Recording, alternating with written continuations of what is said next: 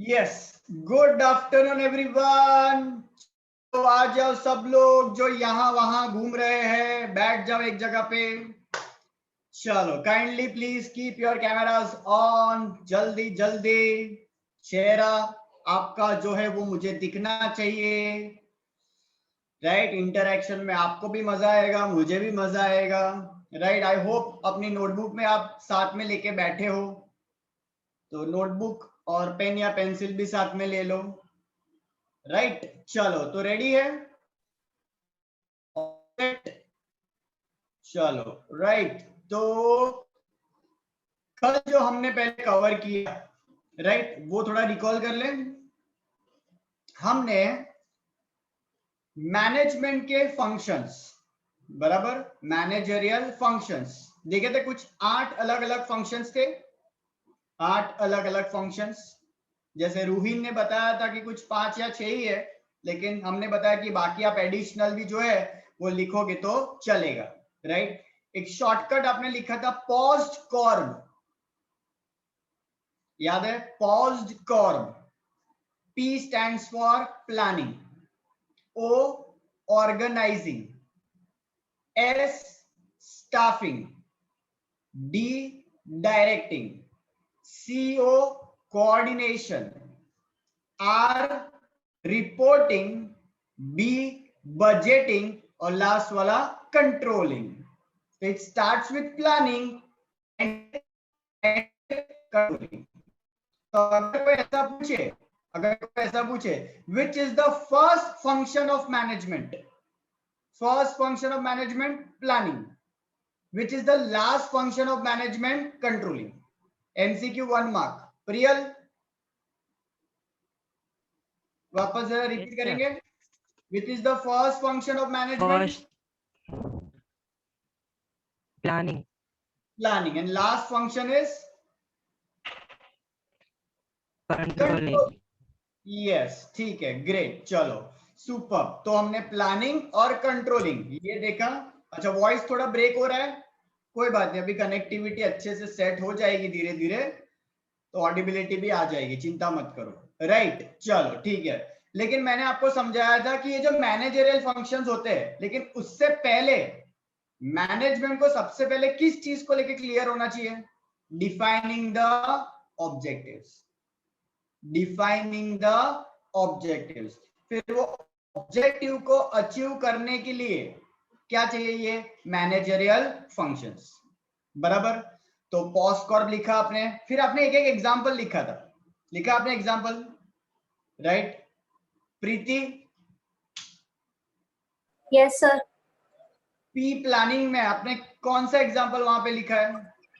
रोहित शेट्टी। रोहित शेट्टी हमने डिस्कस किया, राइट, कि भाई किस तरीके से वो सब कुछ लिमिटेड जोन में इंफॉर्मेशन उसके पास बेस कलेक्ट करके उसने अपने मतलब फ्यूचर की इन्वेस्टमेंट भी सिक्योर कर दी है। तो बहुत अच्छे से प्लानिंग कर रहे हैं अपने मूवीज को बनाने को लेके। फिर आपने ऑर्गेनाइजिंग में देखा होगा अनु मलिक लिखा, बराबर। फिर आपने स्टाफिंग में निक फ्यूरी लिखा, डायरेक्टिंग में लास्ट में अनडाउटेडली आपने मेरा नाम लिखा, राइट, ठीक है। अब लिखने से पहले मैं चाहूंगा, पहले आगे लिखने से पहले मैं चाहूंगा 1 मिनट। आगे लिखने से पहले आप है ना ये पहले 3 की ना नीचे डेफिनेशन लिख दो, ताकि आपको क्लैरिटी आ जाए। ये 3 नहीं 4, planning, organising, staffing and directing, उसका हम लोग है ना डेफिनेशन लिख देते, ताकि वो एग्जाम के पॉइंट ऑफ व्यू से लर्न भी हो जाए। क्योंकि मैंने बताया ये एग्जाम्पल तो हम ऑब्वियसली एग्जाम में लिख नहीं पाएंगे, ये तो खाली प्रैक्टिकल समझने के लिए। तो अब वो चीज हम लिखेंगे जो हम एग्जाम में लिख पाए, राइट। चलो, तो ये जो पॉस्ट कॉर्ब है कंट्रोलिंग, उसके नीचे एक लाइन छोड़ के हेडिंग डालो प्लानिंग, हेडिंग डालो प्लानिंग, उसका डेफिनेशन लिख रहे हैं हम, ठीक है। लिखो उसमें प्लानिंग के बाजू में लिखो first line, to collect the information, to collect the information. Underline करो ये वर्ड इंफॉर्मेशन को। नेक्स्ट लाइन में मतलब मैं डेफिनेशन को है ना पार्ट्स में ब्रेक कर रहा हूं ताकि लर्न इजीली हो जाए, एक साथ नहीं लिख रहे। डेफिनेशन को मैं टुकड़ों, तो पहला line to collect, next line उसी to ensure future activities, to ensure future activities, underline करो एक्टिविटीज।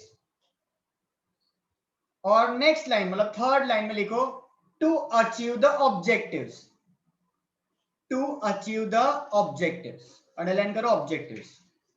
मतलब 3 वर्ड मुझे लर्न करने हैं, पहला इंफॉर्मेशन, दूसरा एक्टिविटी और तीसरा ऑब्जेक्टिव्स।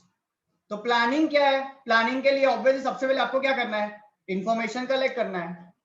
अब जैसे कि मान लो सिनेरियो जब नॉर्मल हो जाएंगे और हमें बाहर घूमने जाने का मौका मिलेगा, तो सबसे पहले हम क्या सोचेंगे? कहाँ जाए, वहां पे क्या होगा, कितना खर्चा होगा, कौन कौन जाएगा।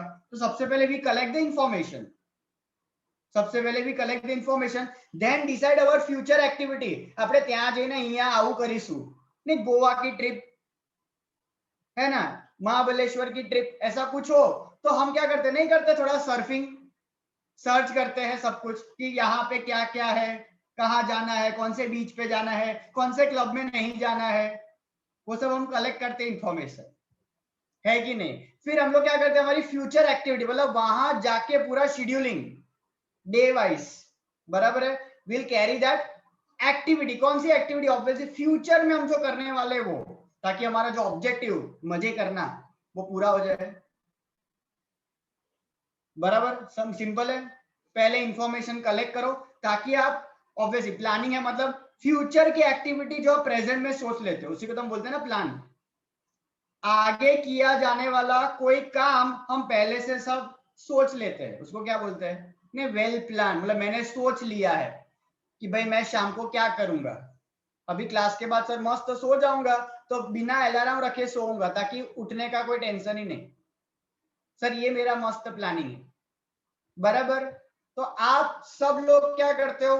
कुछ चीजें कलेक्ट करते हो ताकि फ्यूचर एक्टिविटी आप कैरी आउट कर सको in order to achieve the objective. Simple है प्लानिंग की डेफिनेशन। चलो नेक्स्ट लाइन में ऑर्गेनाइजिंग, नेक्स्ट लाइन में हेडिंग डालो ऑर्गेनाइजिंग, लिखो उसमें पहली लाइन लिखो, it is a structure, it is a structure,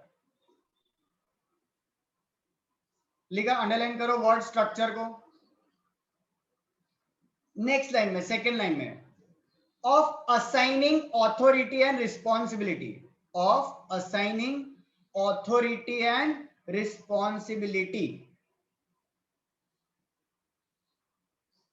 assigning authority and responsibility, underline करो ऑथोरिटी रिस्पॉन्सिबिलिटी। नेक्स्ट लाइन में among individuals, among individuals, underline करो इंडिविजुअल्स। और फोर्थ लाइन में to achieve the objectives, to achieve the objectives, लीटा पाड़ो objective. Can you repeat the third line? आया समझ में? सिंपल है, एक स्ट्रक्चर बनाना है ताकि हम ऑथोरिटी एंड रिस्पॉन्सिबिलिटी क्या कर सके? असाइन, किसको? इंडिविजुअल्स को, कि भाई किसका क्या काम, किसका क्या काम है वो हम असाइन कर सके ताकि हमारे जो ऑब्जेक्टिव्स है ऑर्गेनाइजेशन के वो अचीव हो जाए, बराबर। सिंपल है। वापस, organising is a structure, structure of assigning what? Authority and responsibility, किसके बीच में? अमॉन्ग इंडिविजुअल्स, कौन क्या काम करेगा in order to achieve the objectives. तो दो डेफिनेशन हमने लिखी, प्लानिंग और ऑर्गेनाइजिंग। तो प्लानिंग में हमने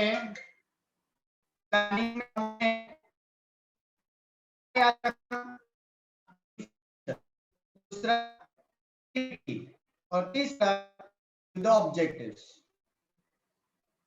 बराबर। और ऑर्गेनाइजिंग में it is a structure of assigning what? Authority and responsibility among individuals to achieve the objectives, बराबर। ठीक है, दो लिखा। तीसरा लिखो स्टाफिंग, थर्ड लिखो स्टाफिंग, 2 लिख दिया आपने, 2 लिख दिया बराबर। प्लानिंग एंड ऑर्गेनाइजिंग, ठीक है। तीसरा स्टाफिंग, स्टाफिंग में लिखो, अब थोड़ा ध्यान से सुनना। अवेलिंग, अवेलिंग का spelling AVAI, AVAILING, AVAILING, availing. Availing मतलब क्या? बुलाना। अवेलिंग मतलब बुलाना। अवेलिंग एंड मेंटेनिंग लिखो, availing and maintaining satisfactory manpower, availing and maintaining satisfactory manpower। Underline करो, मैन पावर। मैन पावर मतलब क्या? ह्यूमन रिसोर्स, बराबर। क्या? बुलाओ और मेंटेन करके रखो, मतलब अपने साथ उनको रखो। लेकिन कौन सा स्टाफ? कैसा स्टाफ? सेटिस्फैक्ट्री, मतलब ऑब्वियसली जो सेटिस्फाइड आपके साथ ना हो, वो आपके ऑर्गेनाइजेशन के साथ अगर रहेंगे तो वो खुद का भी बुरा कर रहे हैं और आपका भी बुरा कर रहे हैं, बराबर। तो आपको ध्यान रखना है, नहीं बोलते कम लोग लेकिन अपने लोग, कम लोग लेकिन अपने लोग चाहिए। हर बार मोर द मैरियर नहीं होता है, हर बार भीड़ इकट्ठा करने की जरूरत नहीं है। कम लोग होंगे तो चलेगा, लेकिन डेडिकेटेड लोग होने चाहिए, ट्रस्टवर्दी लोग होने चाहिए, कमिटेड वाले लोग होने चाहिए, तो आपका ऑर्गेनाइजेशन ऑटोमेटिकली ग्रो होगा।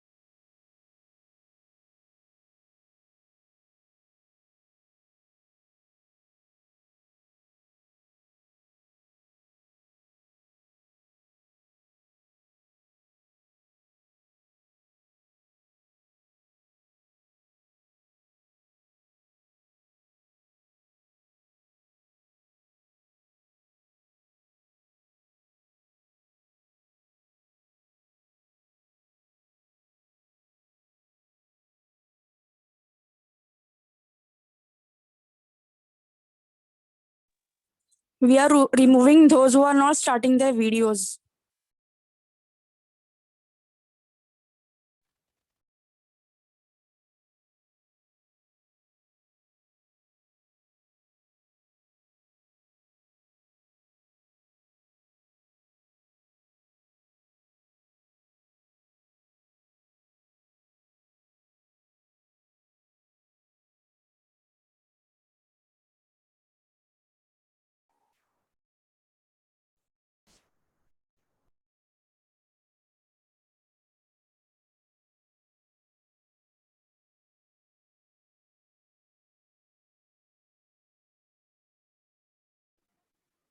अच्छा सॉरी, चलो सॉरी वापस आ जाओ जल्दी वापस आ जाओ। यस, तो अवेलिंग एंड मेंटेनिंग क्या लिखा आपने? सेटिस्फैक्टरी मैन पावर, मतलब कम लोग चाहिए लेकिन अपने चाहिए, अपने तो अपने होते हैं, बराबर, राइट। तीन चीजें आपने लिखी, प्लानिंग, ऑर्गेनाइजिंग और स्टाफिंग। चौथा लिखो डायरेक्टिंग, चौथा लिखो डायरेक्टिंग, लिखो डायरेक्टिंग में टू प्रोवाइड गाइडलाइंस, लिखो टू प्रोवाइड गाइडलाइंस। अच्छा कल फरीन आप जो मीनिंग पूछ रहे थे डायरेक्टिंग का, ध्यान देना आप, to provide guidelines and supervise the work, and supervise the work of the employees, and supervise the work of the employees। Underline करो, गाइडलाइंस और सुपरवाइज, गाइडलाइंस और सुपरवाइज अंडरलाइन करो, ये दो वर्ड चिपकाने के आपको, और अंडरलाइन कर दो एम्प्लॉयज। ऑब्वियसली किसको गाइड करना है? जो एम्प्लॉयज है उनको। चार लिख दिए। प्लानिंग सिंपल है, इंफॉर्मेशन कलेक्ट करो ताकि फ्यूचर की एक्टिविटी आप डिसाइड कर सको। दूसरा ऑर्गेनाइजिंग, एक स्ट्रक्चर बनाओ ताकि आप अथॉरिटी, रिस्पॉन्सिबिलिटी अपने इंडिविजुअल मतलब अपने एम्प्लॉयज को आप बांट सको, कौन क्या काम करेगा। फिर स्टाफिंग, अवेल करो, बुलाओ और उनको रोक के रखो, लेकिन ऐसे लोगों को रोकना है जो सेटिस्फाइड हो, जो सेटिस्फाइड ना हो वो आपके साथ बिल्कुल ना रहे, बराबर। और उसके बाद डायरेक्टिंग मतलब गाइडलाइंस प्रोवाइड करना, सुपरवाइज करना कि जो एम्प्लॉयज है वो ठीक से कर रहे हैं नहीं कर रहे हैं, बेसिक इंफॉर्मेशन गाइडलाइंस उनको शेयर करते रहो, काम का उनको ध्यान रखना है, बराबर है, ठीक है। अच्छा चार आपने एग्जांपल लिखे, चार की डेफिनेशन लिखी, तो वापस अब ऊपर आ जाओ। कहां जाएंगे हम? नेक्स्ट POSD, फिर next is coordination, next is coordination. तो पहले तो एग्जांपल लिखेंगे ऊपर, चलो एग्जांपल लिखो, मुन्ना भाई एंड सर्किट, एग्जांपल में मुन्ना भाई एंड सर्किट, बराबर। अब मेरे छोटे बच्चे जो है वो ऑगी एंड कॉकरोच भी लिख सकते हैं, बराबर, जिसका जो फेवरेट हो। ऑगी एंड कॉकरोच अगर आपको पसंद है तो वो भी जोड़ी आप लिख सकते हो, बराबर, राइट। अब यहाँ पे ये कोऑर्डिनेशन की क्या चीज है देखो, ध्यान से समझना, कोऑर्डिनेशन। अच्छा चलो गैस करते पहले तो कि ये नाम क्यों लिखवाए होंगे भाई, मुन्ना भाई सर्किट, ऑगी एंड कॉकरोच, चलो कौन बताएगा पहले ये? चलो चलो शेयर करेंगे, स्टार्ट करेंगे थोड़ा डिस्कशन। चलो कौन है नए, मतलब जो नए हाथ रेज हुए हैं? चलो वेरी गुड, जिसने हाथ रेज नहीं किया उनको पहले पूछेंगे। हीर, यस सर। हीर, ये ऑगी एंड कॉकरोच का नाम लिखवाया मैंने, क्यों ऐसा किया कोऑर्डिनेशन में? कुछ गैस करना है आपको कि पहले लोगों का सुनना है आपको? ठीक है सुनेंगे, चलो पहले कुछ लोगों को, ठीक है। सुहानी फ्रॉम निजामपुरा। सर उन दोनों की बहुत अच्छी बनती है, दोनों एक साथ ज्यादा कोऑर्डिनेट करते हैं। यस चलो, मतलब बनती बहुत अच्छे से, एक दूसरे को बहुत अच्छे तरीके से जानते हैं, है ना, ये मतलब मेन चीज है कि भाई एक दूसरे को समझना, साथ में बेसिकली ना, साथ में ही मतलब कुछ लूट मचानी हो कहीं पे तो साथ में लूटने जाते हैं, और फिर साथ में बेचारे को सब सजा मिलती है, कितनी बार गालियां भी पड़ती है उनको, मार भी पड़ती है उनको, लेकिन खुश भी फिर है, हैप्पी एंडिंग भी दोनों का साथ में होता है कितनी बार, राइट। तो दोनों बहुत अच्छे से एक दूसरे को समझ रहे हैं, मतलब इसको बोलते पता है हार्मोनियल रिलेशन। कभी कभी हाँ अंदर अंदर फाइटिंग भी होती है, ऑब्वियसली फाइटिंग तो होगी, राइट, लेकिन फिर एट द एंड अंडरस्टैंडिंग वापस आ जाना। सी ये ह्यूमैनिटी की निशानी है, जैसे पहले ही मैंने बोला था कि गुस्सा होना वो आम है, लेकिन गुस्से में ही रहना वो आम बात नहीं है, राइट, याद आया? सिंपल है ना। अब इंसान हो आप, गुस्सा आएगा आपको, लोगों के साथ रहते, इमोशंस हर्ट होते हैं, लेकिन फिर वही दुखी आत्मा की तरह जिंदगी भर रहना, that is not right.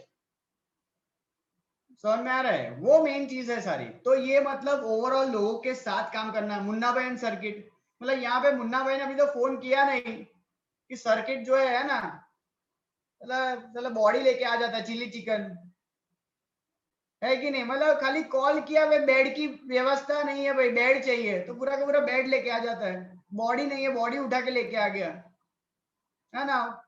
Percentage निकलने हैं तो उसी बेसिकली यूनिवर्सिटी वहां से बंदे को उठा लिया, वो एग्जाम उसके भी आप पे जो है फोन पे सब गाइड कर रहा है।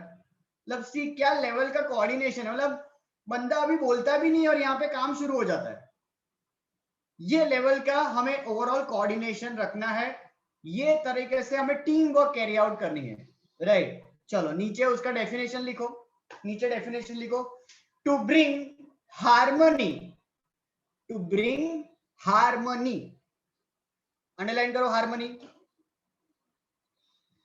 नेक्स्ट लाइन में लिखो अमोंग, नेक्स्ट लाइन में लिखो among different functions, among different functions, underline करो डिफरेंट फंक्शंस। नेक्स्ट लाइन में among different departments, among different departments, underline करो डिफरेंट डिपार्टमेंट्स। दैट्स इट, हो गया। टू ब्रिंग हार्मनी, हार्मनी किसके बीच में? अलग अलग फंक्शंस जो अलग अलग डिपार्टमेंट में जो कैरी आउट हो रहे हैं वो ऑब्वियसली एक दूसरे के कोऑर्डिनेशन में होने चाहिए। मतलब आज प्रोडक्शन डिपार्टमेंट वाले को पता होना चाहिए कि सेल्स डिपार्टमेंट में क्या हो रहा है, पता चला प्रोडक्शन हो ही जा रहा है, सेल तो हो ही नहीं रहा, है कि नहीं? वो दोनों ही कोऑर्डिनेशन में, तो यहाँ पे क्लोजिंग स्टॉक कितना बढ़ जाएगा, चीजें आपकी डैमेज हो जाएगी, खराब हो जाएगी, यहाँ पे सेल हो ही नहीं रहा है। समझ में आ रहा है? वही सेम चीज प्रोडक्शन वाले को परचेज डिपार्टमेंट के साथ भी कोऑर्डिनेशन करना पड़ेगा कि प्रोडक्शन तो चालू कर दिया लेकिन जो रॉ मटेरियल की जो रिक्वायरमेंट है वो अभी तक आई नहीं है परचेज डिपार्टमेंट में, तो यहाँ से मंगवाना तो पड़ेगा ना और यहाँ पे बेचना भी तो पड़ेगा। फिर सबसे मेन तीनों तीन को फाइनेंस वाले के साथ कोऑर्डिनेट करना पड़ेगा, सेल्स वाले को मार्केटिंग वाले के साथ कोऑर्डिनेट करना पड़ेगा, ये सारे लोगों को ह्यूमन रिसोर्स के साथ कोऑर्डिनेट करना पड़ेगा। तो सारे के सारे डिपार्टमेंट के जितने भी फंक्शंस है ऑब्वियस उनको एक हार्मनी के साथ एक लिंक में चलना पड़ेगा। यहाँ पे मान लो डिमांड ही नहीं है, सेल ही नहीं है, प्रोडक्शन किए जा रहा है, ह्यूमन रिसोर्स ऐड हो जा रहे हैं, ताला एक्सपेंसेस बढ़ जाएगा आपका। समझ में आ रहा है? तो पूरा एक अप्रोप्रिएट तरीके से फिर मार्केट में अगर मान लो डिमांड बहुत है तो तुरंत ही भाई प्रोडक्शन डिपार्टमेंट को बोलो प्रोडक्शन बढ़ाने का है, तो परचेस वाले को बोलेगा कि भाई परचेस ज्यादा करने का है, परचेस वाला फाइनेंस को बोलेगा बजट बढ़ाओ, राइट? फाइनेंस में ज्यादा लोगों को लाने के लिए एचआर वाले को बोलेंगे नए लोगों को हायर करो। तो ऐसा पूरा चेन अप्रोप्रिएट सिंक में होना चाहिए तो ही वो ऑर्गेनाइजेशन ठीक से चलेगा। तो सिंपल ये कोऑर्डिनेशन। चलो नेक्स्ट, तो P planning, O organising, S staffing, D directing, CO coordination. Next आया आर रिपोर्टिंग। बाजू में एग्जांपल लिखो, ये तो बहुत सारों का फेवरेट होने वाला है, ये एग्जांपल लिखो। रिपोर्टिंग के बाजू में लिखो विकी कौशल उरी अटैक,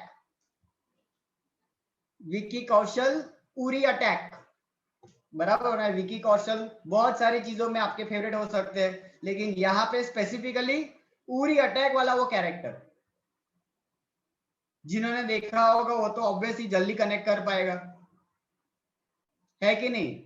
अच्छा कौन बताएगा यहाँ पे ये कैसे विकी कौशल को हमने यहाँ पे रिपोर्टिंग में कैसे जोड़ा है?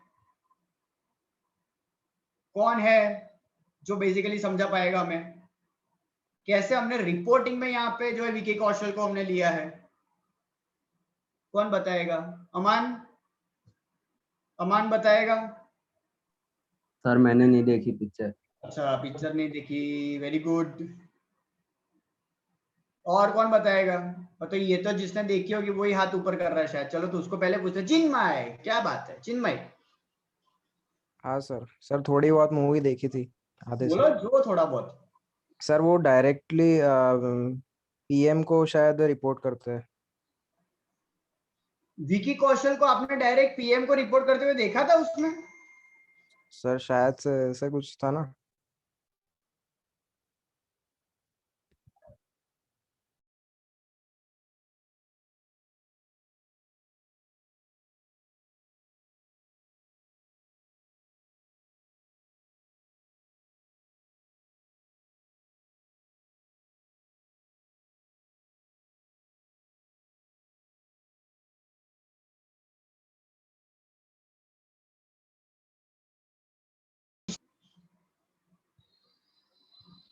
अच्छा, शायद नेटवर्क एरर है थोड़ा। अच्छा आर्य, हाँ बताओ आर्य क्या है। सर जब वो लोग उरी का अटैक का प्लान कर रहे थे पाकिस्तान में, तब वो वहां पे जॉब कर रहा था दिल्ली डिपार्टमेंट में, और वो जर्नल को जाके बोलता है कि मुझे भी इसमें चांस चाहिए ताकि मैं राइट, बदला ले सकूं, और वहां पे वो रिपोर्टिंग करता है। ठीक है, एक ये चलो आपका ये कंसेप्ट थोड़ा लेते हैं। और जागरण के कुछ और थॉट है? हाँ सर। सर जैसे कि वो जो उनका जनरल होता है, वो मेजर ऑफ डिफेंस, तो वो उनको रिपोर्ट करता है कि अभी ये जगह पे ये उनके सेफ हाउसेस है और वो सब, तो उसको रिपोर्ट करता था each and every right detail. Right. अच्छा, अभी आपने ध्यान से अगर देखा हो, जिन्होंने देखा हो उनके लिए, जिन्होंने ना देखा हो कोई बात नहीं, इमेजिनेशन अपने थोड़ा स्ट्रॉन्ग करो। राइट, अब पता है एक बंदा था, छोटा सा एक लड़का था, जिसने ईगल बनाया था, गरुड़, याद है? उसमें उसमें कैमरा फिक्स किया था उसने, ड्रोन, सॉर्ट ऑफ ड्रोन लेकिन ईगल के फॉर्म में, बराबर, ताकि सामने वाले के ऑब्वियसली जो लोग हैं उनको पता ही ना चले कि बर्ड है या ड्रोन है ये। अब बराबर है। तो अगर आपने ध्यान से देखा हो तो देखा है जब वो मतलब अटैक के लिए सबसे पहली बार जब जा रहे होते हैं, तो वो जो है ना ईगल, वो आगे जाता है, और वो ईगल को कंट्रोल कौन करता है? वो बच्चा। देखा था वो कैरेक्टर, वो बच्चा, और वो बच्चा जो है वो किसको गाइड कर रहा था? यामी गौतमी, बराबर। और फिर वो जो है विकी कौशल को गाइड कर रहा है, और सामने फिर वो रिपोर्टिंग यामी गौतमी को हो रहा है, यामी गौतमी परेश रावल को बोल रही है, फिर परेश रावल फाइनली फोन तोड़ के प्राइम मिनिस्टर को। But this is the flow, this is the flow, बराबर है। सीधा आप बोल रहे विकी कौशल प्राइम मिनिस्टर को, वो तो पूरा खत्म होने के बाद में मिलने गए थे, लेकिन डायरेक्ट थोड़ी पीएम को, अल्लाह पीएम जल्दी बोलो हूं करवानो, ऐसा थोड़ी होता है, बराबर है। वो तो अपने हेड अथॉरिटी को, वो उनके हेड अथॉरिटी को, इस तरीके से होता है, बराबर, स्टेप बाय स्टेप। तो रिपोर्टिंग मतलब obviously sharing of what? Information. चलो तो उसका मीनिंग लिखो, नीचे मीनिंग लिखो तो आपको और समझ में आएगा। लिखो एक्सचेंज ऑफ इंफॉर्मेशन, रिपोर्टिंग का मीनिंग लिखो, exchange of information from lower level to upper level, from lower level to upper level। आया समझ में? है ना? ऑब्वियस एक लोअर अथॉरिटी हायर अथॉरिटी को इंफॉर्मेशन शेयर करे, दैट इज व्हाट? रिपोर्टिंग, बराबर। नहीं, रिपोर्ट ज्यादातर ऑब्वियसली कौन भेजेगा? एक लोअर अथॉरिटी हायर अथॉरिटी को। जैसे अपने यहाँ पे लोअर लेवल जो है रिपोर्ट बना के मिडिल लेवल को भेजेगी, मिडिल लेवल रिपोर्ट बना के टॉप लेवल को भेजेगी। It is from lower level to upper level, बराबर। तो हमने देखा planning, organising, staffing, directing, coordination, फिर रिपोर्टिंग। अब बजटिंग लिखेंगे, बजटिंग। चलो बी बजट। अच्छा, बी बजट के बाजू में जो है, बी बजट के बाजू में आप लिख दो यहाँ पे एक एग्जांपल पहले लिखेंगे हम। यस, तो एग्जांपल में लिखो वहां पे फाइनेंशियल बजट लिखो, सीधा सिंपल अपना main financial budget, financial budget, बराबर, राइट। अब आपको सबको पता ही होगा, इकोनॉमिक्स में आपने पढ़ा है बजट क्या होता है, तो नीचे डेफिनेशन सीधा लिख देते हैं, डेफिनेशन से आपको याद आ जाएगा। लिखो फ्यूचर एक्सपेक्टेड, लिखो future expected income and expenses, future expected income and expenses, that is what? Budget. Simple है, future expected income and expense, that is what? Budget, right. ठीक है, तो वो भी एक ऑब्वियसली मैनेजमेंट का एक फंक्शन है कि आपको आपका बजट तो पता होना ही चाहिए, कितना फ्यूचर एक्सपेंस होगा, कितना फ्यूचर में इनकम जनरेट होगा, एक्सेट्रा एक्सेट्रा। ये सब भी आपके पास ऑब्वियसली एक अवेलेबिलिटी आपके पास होनी चाहिए। ठीक है, तो बजटिंग हुआ। चलो last controlling, last controlling. Example पहले लिखेंगे, एग्जाम्पल, राइट। अच्छा, तो एग्जाम्पल में सबसे पहले आप बाजू में लिख दो ब्रेक। ब्रेक मतलब व्हीकल्स में जो ब्रेक होती है ना, वो BRAKE, ब्रेक। इसका जवाब जो है वो बच्चे ज्यादा दे पाएंगे जिन्होंने यूविल का इंस्टाग्राम का पेज जो है वो फॉलो किया है। उसमें सुकेतु सर करके है एक जन, जिन्होंने एक अपना वीडियो इस चीज के ऊपर अपलोड किया है। पता है आपको ऐसा? अगर नहीं पता है तो आप सारे लोग प्लीज यूविल की जो है इंस्टाग्राम की चैनल, उसको आप जो है वो फॉलो करना चालू करो, ताकि आपको बहुत सारी एक्स्ट्रा इंफॉर्मेशन भी पता चले, obviously related to education only, right. उसमें मैंने एक वीडियो बनाया है, इंस्टाग्राम IGTV है, यूविल के पेज पे IGTV एक वीडियो है मेरा, जिसमें मैंने सवाल पूछा है। कंट्रोलिंग का ही एक टॉपिक है, पूरा का पूरा 12th स्टैंडर्ड कंट्रोलिंग का मेरा लास्ट ईयर का एक वीडियो लेक्चर का एक मैंने स्क्रिप्ट है मेरा, मतलब एक एडिट करके एक छोटा सा वीडियो मैंने उसमें अपलोड किया है। और उस वीडियो में मैंने पूछा है कि व्हीकल में ब्रेक क्यों होती है।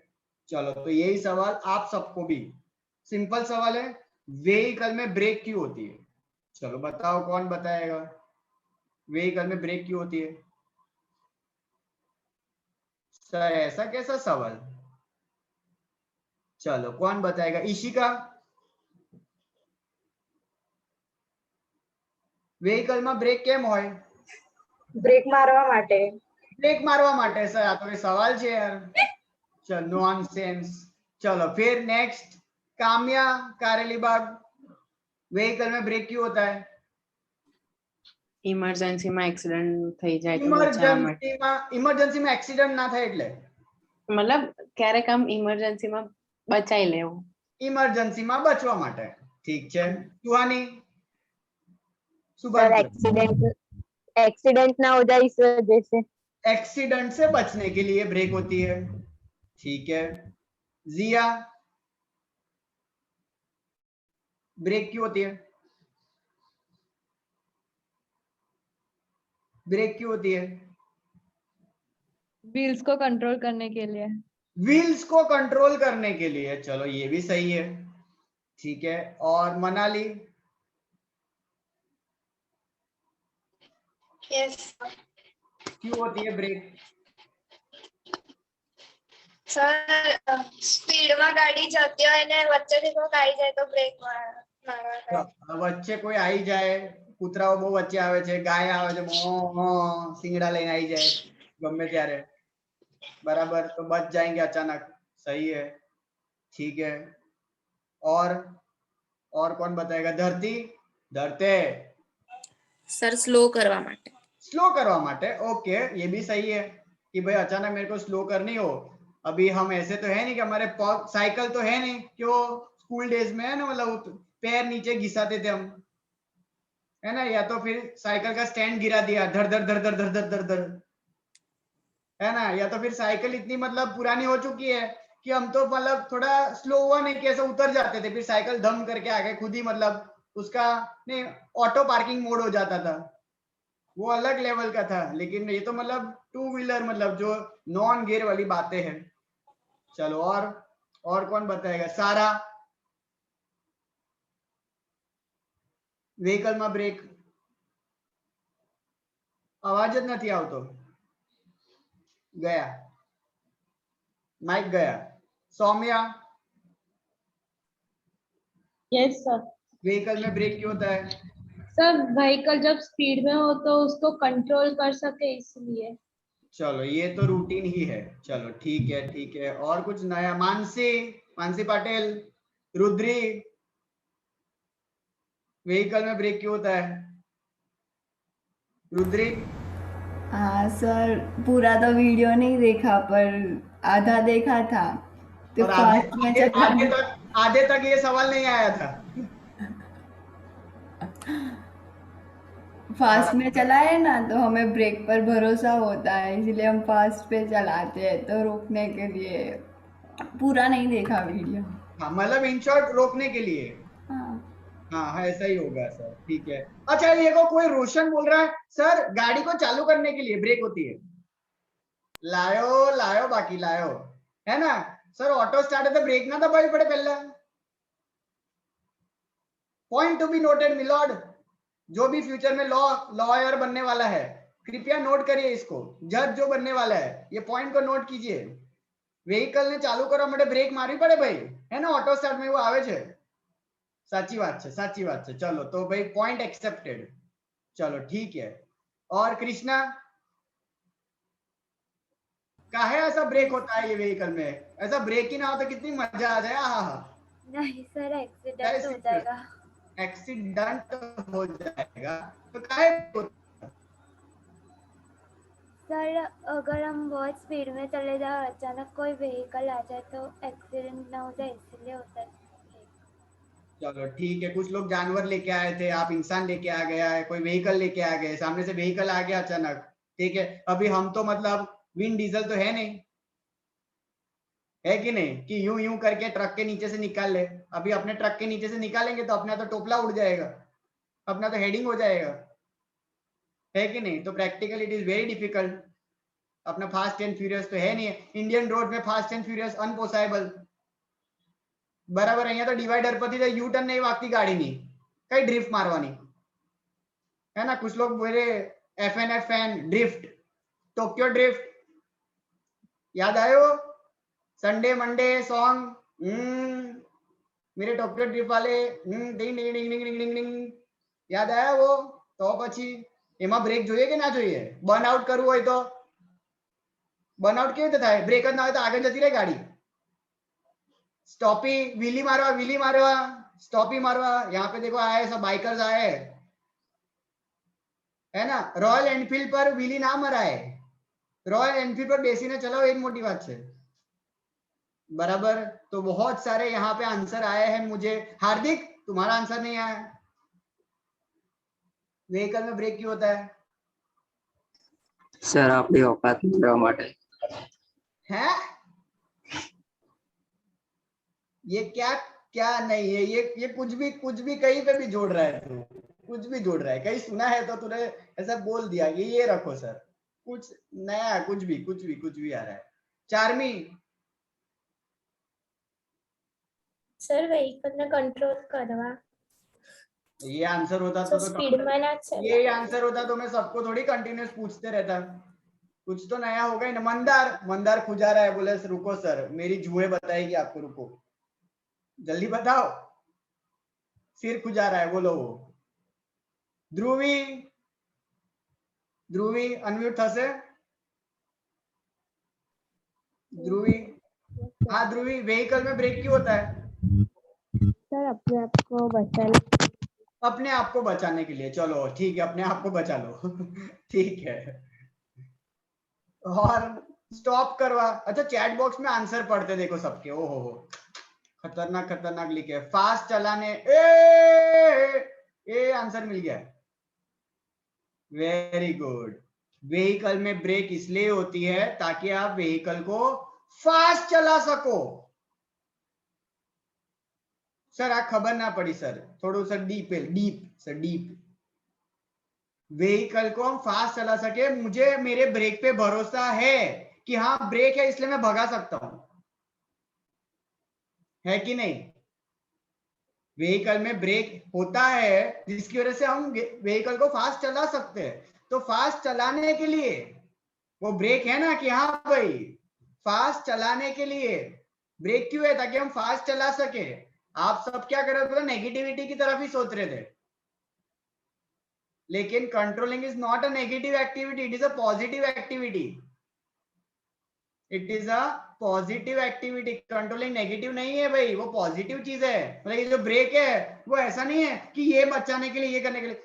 ब्रेक है इसलिए तो मुझे भरोसा है ना कि मैं भगाता हूं, कि भगाऊंगा, ब्रेक है भाई। नहीं अमुक तो ब्रेक टाइट करावे रेगुलर बेसिस पर, मैंने પછી भगावे, बराबर। हाँ कुछ ऐसे खतरों के खिलाड़ी होते हैं जिनकी ब्रेक भी नहीं होती तो भी भगाते, वो अलग लेवल के लोग हैं, वो आपके फ्रेंड्स होते हैं ऐसे। कभी आपने अपनी फ्रेंड्स की व्हीकल चलाई हो ना, और फिर उस वक्त ब्रेक तो आगती ज नहीं, केवी रीते मारे छे तू, बताया ऐसा बहुत बार होता है। तो वो खतरों के खिलाड़ी, वो डेयर डेविल वाले हैं, बोले दूसरे के पास है ना वो मारेंगे, अपने को क्या टेंशन। ऐसे खतरों के खिलाड़ी वाले होते हैं, कुछ लोग हो जाते हैं ऐसा, बराबर, लेकिन अपने नॉर्मल इंसान की बात है।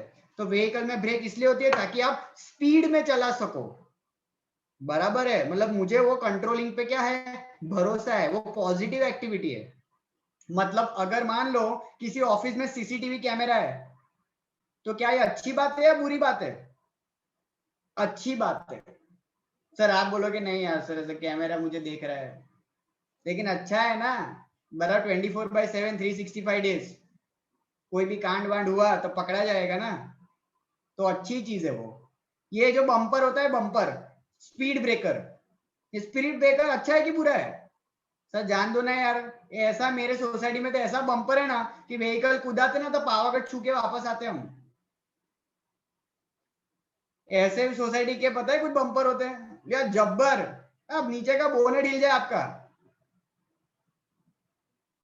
और अपने आके देखेंगे ना कार, तो आप देखोगे ना तो ग्राउंड क्लियरेंस तो ज्यादा होता ही नहीं है, हाइट ही नहीं होती है, तो अड़िग जाए नीचे। और वो जो दुख होता है ना उस वक्त, आहा इट हर्ट्स। नया नया व्हीकल हो और अगर मान लो आवाज आया डिश, है कि नहीं? और कभी कभी तो मान लो ऐसे ऐसे बम्पर होते हैं, आपके फ्रेंड को आप लेके जा रहे हो कहीं पे, पीछे बैठा है, बम्पर कूदा है, पता चला पीछे वो बैठा ही नहीं है, उछड़ी जाए आखो। कितनी बार तो हम है ना ऐसा उछल के आगे आ जाते हैं, हम नीचे उतरी जाए। अगर आपने कभी ऐसा फील किया हो तो ले अमुक बार तो हम એટલા આગળ આવી જઈએ છે ને, ઊભા થઈ જઈએ, પછી પાછા બેસી જઈએ, इतनी गंदी हालत हो जाती है। तो जबरदस्त है भाई, वो तो बम्पर वम्पर तो अच्छा है, लेकिन अच्छा है ना कि बम्पर है। अब सोचो बम्पर ही ना हो, और पता है कभी कभी तो अपने को है ना जो रूटीन का रास्ता है ना, अपने को याद हो गया है कि હવે છે ને ખાડો આવશે, હવે બમ્પ આવશે, तो आपकी है ना स्पीड ऑटोमेटिकली कम हो जाती है। बोलो इधर इधर नेविगेशन है, इधर जाते જ આપણે તમારા સોસાયટીમાં ટર્ન મારો ને એટલે ખબર પડે કે આ બમ્પ આવશે, लेकिन वही आपके दोस्त को अगर नहीं पता होगा, सीधा તમારે પહેલા માળે મૂકી દેશે તમને, है कि नहीं? बराबर। तो अच्छा है ब्रेक, अच्छा है कि ब्रेक है, अच्छा है कि बम्पर है, नहीं तो विचारो लोगों शू करे केवी गाड़ी चलावे, है कि जब मुझे पता ही है कि यहां से लेके आगे 1 किलोमीटर तक कोई बम्पर ही नहीं है, बहुत जोरदार है ना, लेकिन रिस्क फैक्टर भी तो उतना बढ़ेगा। तो ये सारी चीजें जो है वो अच्छी है, बुरी नहीं है, पॉजिटिव है कंट्रोलिंग। चलो तो कंट्रोलिंग का डेफिनेशन लिखेंगे, आ जाओ कंट्रोलिंग का डेफिनेशन लिखो। To maintain balance, to maintain balance, to maintain balance between efforts and results, to maintain efforts, sorry, to maintain balance, to maintain balance between efforts and results, and continuation में and resources and objectives, and resources and objectives, to maintain balance between efforts and results, बराबर, और resources and objectives, दोनों के बीच में क्या करने का balance. जैसे कि ऑब्जेक्टिव है, ऑब्जेक्टिव इज व्हाट, प्लान, और आपके एफर्ट्स क्या है, एक्चुअल। तो प्लान वर्सेस एक्चुअल, मतलब जैसा सोचा था वैसा हुआ या नहीं हुआ, और नहीं हुआ तो क्यों नहीं हुआ, find the reason, that is what controlling. जिसको हम बोल सकते हैं कंट्रोलिंग मतलब मेजरिंग द परफॉर्मेंस। शॉर्ट में अगर बात करें तो कंट्रोलिंग मतलब क्या, मेजरिंग द परफॉर्मेंस। यस कि जो सोचा था वैसा हुआ या नहीं हुआ, सिंपल है कंट्रोलिंग। तो ये बेसिक आपको कंसेप्ट पता चले मैनेजरियल फंक्शंस के। तो वापस रिकॉल कर लेते हैं, क्या होता है पॉस्कॉर्ब, क्या होता है पॉस्कॉर्ब। अच्छा हार्दिक को एक डाउट आया है, फोरमैन कौन होता है, फोरमैन, फोरमैन मतलब एक्सपर्ट्स, फोरमैन मतलब एक्सपर्ट्स, ठीक है। चलो रिकॉल कर लेते हैं। पॉस्कॉर्ब कंट्रोलिंग, तो P planning, O organising, S staffing, D directing, CO coordination, R reporting, B budgeting, and last is controlling, बराबर, ठीक है। तो ये आपको मैंने मैनेजरियल फंक्शंस के जो बेसिक्स है और इसी के बेस पे पूरे के पूरे चैप्टर्स है, वो मैंने ओवरऑल आपको थोड़ा गाइड किया, बराबर है। अब चैप्टर नंबर 1 के फर्स्ट पेज पे, चैप्टर नंबर 1 के फर्स्ट पेज पे एकदम लास्ट पैराग्राफ, जिसके पास हो तो ठीक है, वरना ध्यान से सुनना ही है, मैं पूरा स्टेटमेंट बोलने ही वाला हूं। चैप्टर 1 के फर्स्ट पेज पे एकदम लास्ट पैराग्राफ में लिखा है, man is a social animal. Man is a social animal. अब किसी को पता है ये क्या है ये? अच्छा, सबसे पहले एनिमल तो आपको पता है क्या है, बराबर है, ठीक है। सोशल एनिमल क्या होता है? सामाजिक जानवर। सामाजिक जानवर, इसको जरा विस्तार में बताइए, सामाजिक जानवर क्या है? सामाजिक जानवर क्या होता है? हरिचिता बताओ।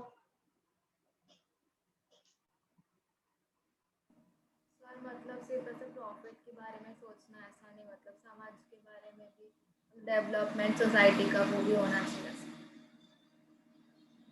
ठीक है, सोसाइटी के बारे में सोचना है, ओके। आर्यन? सर सोसाइटी के लिए काम। सोसाइटी के लिए काम करना, ओके। फरीन? सर मतलब हमेशा ग्रुप में रहते हैं, इसलिए उनको सोशल एनिमल बोलते हैं। यस, ध्यान से समझना, राइट। सोसाइटी मतलब सोशल, मतलब सोसाइटी नहीं बोले सोशल बनो, सोशल बनो, कभी सुना होगा आपने ये वर्ड? पेरेंट्स बोलते हैं कितनी बार अपने को, थोड़ा सोशल लाइफ में भी एक्टिव रहो, थोड़ा सोशल लाइफ भी एक्टिव रहो, सोशल लाइफ बनाओ, मतलब नहीं जहाँ पे you are a part of society. आप सब देखोगे तो we all are a part of society. आज आप देखोगे पर्टिकुलर सोसाइटी में रहते हैं, हम भी एक सोसाइटी में रहते हैं, डायरेक्टली इनडायरेक्टली हम सब एक दूसरे से जुड़े हुए हैं, राइट। यहाँ तक कि अगर मैं बात करूं तो हम बोल देते हैं we live in a society and we are too very much extend dependent on each other. बोल सकते हैं ऐसा, we are dependent on each other. मतलब आज हर एक इंसान को सोसाइटी की जरूरत पड़ती है। मतलब आप ऐसा बोल दोगे कि मुझे किसी की जरूरत नहीं है, ऐसा नहीं हो सकता है, ऐसा प्रैक्टिकली पॉसिबल नहीं है। जैसे कि बात करें बेसिक नेसेसिटी, अच्छा हीरल, बेसिक नेसेसिटी कौन सी होती है पता है आपको हीरल? चलो आई गेस हीरल तो नहीं सुन पा रही है। कृतार्थ, बेसिक नेसेसिटी क्या है? सर घर, कपड़े, खाना। सर हाँ, रोटी कपड़ा मकान। हाँ, रोटी कपड़ा मकान, फूड शेल्टर और इंटरनेट, और आज के जमाने में इंटरनेट। सही पकड़े, बराबर है, फूड शेल्टर एंड क्लोथिंग, बराबर है, और इंटरनेट भी डाल सकते हैं। चलो वेरी गुड। एजुकेशन भी डाल दो। हेल्थ नहीं नहीं नहीं नहीं सर, ऐसा चलेगा सर, चलेगा चलेगा, ठीक है। तो फूड शेल्टर एंड क्लोथिंग पे रखते हैं अभी तो, राइट। अब ध्यान से, खाना जो है, खाना, राइट, ये खाने को उगाने वाला कौन है? फार्मर, इंसान, ऑब्वियसली इंसान, बराबर। मतलब you are dependent on that farmer and farmer is a part of society, right. फिर शेल्टर मतलब मकान, बिल्डर तो हम जैसे कुछ लोग हैं, वर्कर्स है, बिल्डर्स है, जो पूरा अपना स्ट्रक्चरिंग बना रहे हैं जहां पे हम रहते हैं, राइट। फिर क्लोथिंग तो ऑब्वियसली गारमेंट इंडस्ट्री, बड़ी बड़ी कंपनीज है जहाँ पे मैन्युफैक्चर होता है। तो हम सब डायरेक्टली और इनडायरेक्टली क्या है पता है, अ पार्ट ऑफ सोसाइटी। तो आप ऐसा बोलो नहीं मेरे को तो कोई नहीं चाहिए, तो खाना कहाँ से लाएगा, रहेगा कहाँ पे तू, कपड़े कहाँ से लाएगा? समझ में आ रहा है? तो इंसान जो है वो अकेले नहीं रह सकता है। तो वैसे ही आपकी ऑर्गेनाइजेशन भी आप ऐसा बोलोगे कि मैं अकेले चला दूंगा, ये ना था इन योर ड्रीम्स, बराबर है, ये ऐसा प्रैक्टिकल पॉसिबल नहीं है। आपको लोगों की जरूरत पड़ने वाली है। और मैं ऐसा बोलूंगा जैसे जैसे आपका ऑर्गेनाइजेशन बड़ा होगा वैसे वैसे आपको ज्यादा लोगों की जरूरत पड़ेगी। जैसे जैसे आपका ऑर्गेनाइजेशन बड़ा होगा आपको ज्यादा से ज्यादा लोगों की जरूरत पड़ेगी। तो आपको नहीं करना पड़ेगा management, getting the work done from others,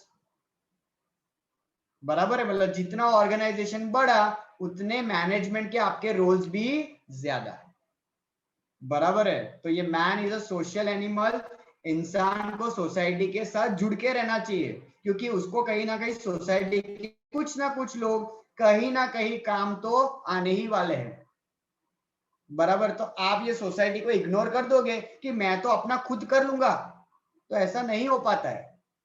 भले दुनिया दिखती बहुत बड़ी है, लेकिन प्रैक्टिकल वर्ल्ड में जब आप आओगे ना तो पता चले कि बहुत छोटी दुनिया है। पता नहीं कौन कौन सा रिलेशन कहां से निकल आता है, वी नेवर नो। हमने इसको बोला होता है, वो बात हमारी उस तक पहुंच जाती है और पता चलता है दोनों कॉमन फ्रेंड है अपने। ऐसा बहुत बार होता है। शॉर्ट बेसिकली मतलब रिलेशनशिप जो है वो क्रिएट हो जाते हैं। तो वैसे बिजनेस में भी मतलब किसी एक को आपने कोई बात बोल दी जो थर्ड पार्टी को नहीं बतानी थी, लेकिन वो मैसेज वहां तक पहुंच ही जाता है, दुनिया इतनी छोटी है। तो आपको ध्यान रखना पड़ता है भाई, ऑर्गेनाइजेशन चलाना हो तो, right. We live in a society, you can not ignore. तो ये कंसेप्ट है, ये भी आपको जो है ध्यान से समझना है, बराबर है। तो आई गेस बेसिक ये सारे है चैप्टर नंबर 1 के मैनेजरियल फंक्शंस, और वो चैप्टर नंबर 1 का फर्स्ट पेज जहां पे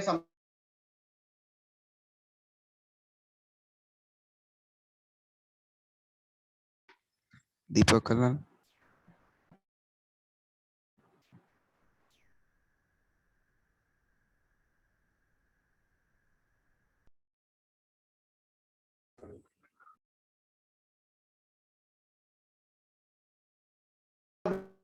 पड़ेगी मैनेजमेंट की जरूरत आपको पड़ने वाली, तो बिना मैनेजमेंट के आप रह सकते नहीं, बराबर। We live in a society, we are a part of society, so you cannot live without the managerial functions।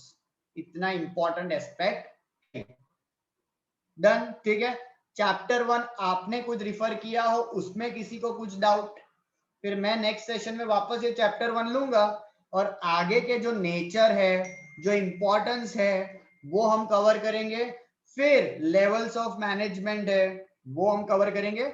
और लास्ट पोर्शन है फंक्शनल एरियाज, कि मार्केटिंग एरिया है, प्रोडक्शन एरिया है, वो सब नेक्स्ट वीक अगेन चैप्टर 1 के 2 session, बराबर। Meanwhile आप चैप्टर 2 भी रिफर कर सकते हो वापस, और चैप्टर 1 तो आपका चल ही रहा है, तो उसमें से भी अगर कुछ डाउट आ रहा है स्पेसिफिकली तो वो आप लेके आ सकते हो, वो हम अलग से डिस्कस करेंगे यहाँ पे, बराबर। अच्छा, तन्वी का कुछ डाउट है? यस हाँ तन्वी, अनम्यूट कर। वो मैनेजमेंट के जो 3 पार्ट्स है ना, बॉटम लेवल, टॉप लेवल और मिडल लेवल, तो उसमें बॉटम लेवल में मुझे जॉबर्स में मतलब वो वर्ड का मीनिंग क्या होता है? जॉबर्स मतलब obviously normal employees, normal employees. Jobbers मतलब जो जॉब कर रहे हैं, वो बेसिक रूटीन, बराबर। तो वो बॉटम लेवल पे आएंगे। मिडल लेवल पे कौन है? Departmental heads. तो डिपार्टमेंटल हेड के अंडर में जो भी काम करे वो सब बॉटम लेवल पे। और ऑब्वियसली टॉप लेवल पे तो मैनेजमेंट की टीम है, director, board of directors, CEO, general manager. तो top level is the team of director, board of directors, बराबर। मिडल लेवल पे सब डिपार्टमेंट के हेड, मतलब फाइनेंस डिपार्टमेंट का हेड हो गया, एचआर का हेड हो गया। एचआर એટલે हिमेश रेशमिया नहीं, कॉमर्स, ह्यूमन रिसोर्स। कुछ एचआर वाले फैन होंगे हिमेश रेशमिया, ऐसा नहीं है, राइट। ठीक है। फिर फाइनेंशियल डिपार्टमेंट, प्रोडक्शन डिपार्टमेंट, ये सबके हेड। और बॉटम लेवल पे वर्कर्स, फोरमैन मतलब एक्सपर्ट्स, एम्प्लॉयज, जॉबर्स, ये सारे लोग बॉटम लेवल। डन। हाँ Hardik. Management as a science. Management as a science, अच्छा ये कंसेप्ट है, ठीक है। अब देखो, साइंस इज व्हाट? साइंस मतलब अक्वायरिंग द नॉलेज।